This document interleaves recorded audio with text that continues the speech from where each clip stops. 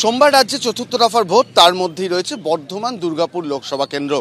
BJP প্রার্থী দিলীপ ঘোষ শেষ দিনের প্রচারে বেরিয়েছেন। ম্যাক্সিমাম ভোটারের সঙ্গে আমার আই কন্ট্যাক্ট হয়ে গেছে, লোক ধরেই নিচ্ছে বিজেপি জিতবে, বাড়ির সামনে দেখেছে। আর সেইভাবে বাকি যেটা কিছু গ্রাম আছে আজকে পুরো করবো।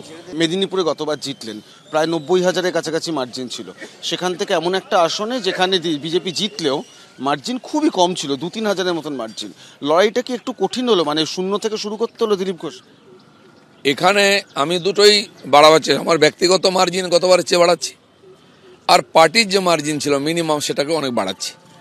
কঠিন নয়, যুদ্ধ রাজনীতিটা কঠিন, নির্বাচনটা কঠিন, সেটাকে সহজ করে নেওয়াটা হচ্ছে বৈশিষ্ট্য নেতার, কে করতে পারে। আমি স্পোর্টস হিসাবে রাজনীতি করি।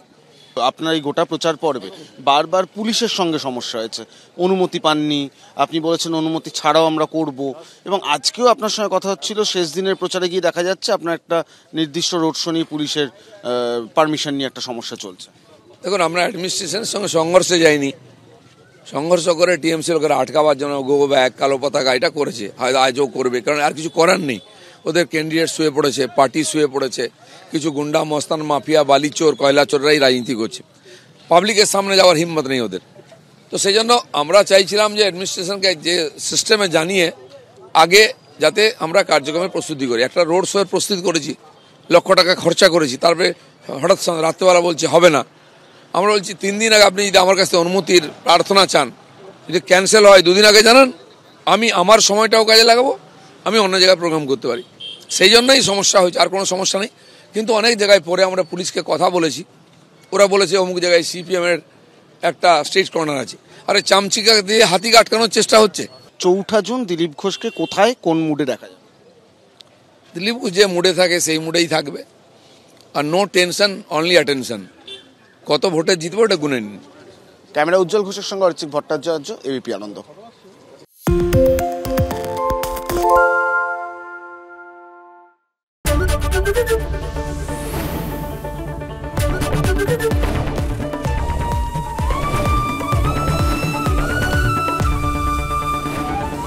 এবিপি আনন্দ, এগিয়ে থাকে, এগিয়ে রাখে।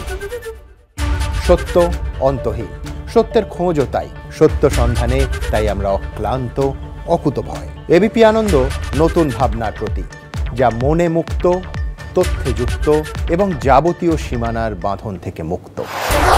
সীমা না শব্দটির মধ্যেই লুকিয়ে আছে মানা শব্দটি, যেন চোখ রাঙানি এক অদৃশ্য বেড়াজাল, যা আটকে রাখে আমাদের এক ছোট্ট গণ্ডির মধ্যে।